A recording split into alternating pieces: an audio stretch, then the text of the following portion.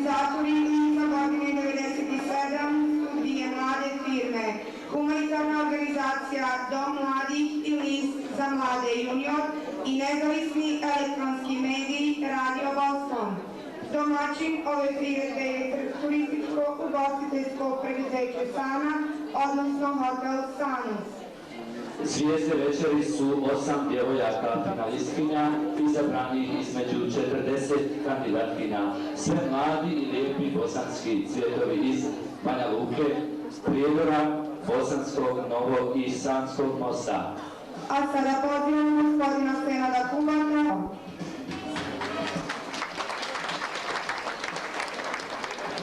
Večeras s nama, ali sretni preko vaših radioprijemnika. Želim vam dobru zabavu, djevojkama želim dobar plasman.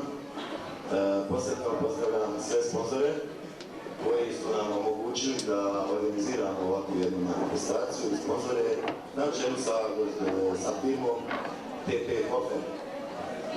Da ne bi sada sve naravno pojedinačno nabrajao, uglavnom šovu može da počne.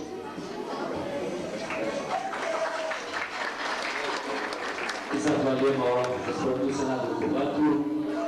Ovaj aplauz je bio mlak, ali nadamo se da će oni naredni biti mnogo žešći. Dozvolite mi da vas upoznam sa Kapa Music. I sedmi član žirija je gospodin Fikret Saletović, vlasnik pizzerije Tihani i profesor Hemije.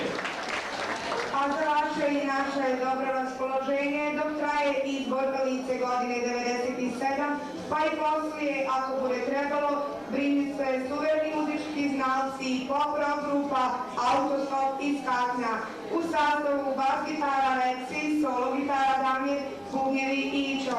A grupa Autostop pojačana je našim Edom Gradinčićem, turistom i muzičkim urednikom na radiju Boston.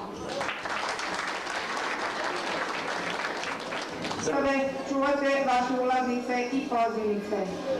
U zabavnom programu učestvuju i fenomenalni članovi plesne skupine Gema i jedan tajni, ali vječni evergreen maestro.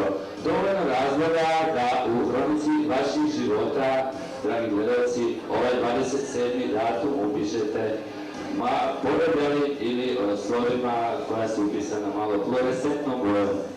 A sada počinju uzbuđenja koja sublimirano nazivamo Biramo Lice godine 97. Na redu je prvo pojavljivanje djevojaka u modelima udruženja Žena Igor.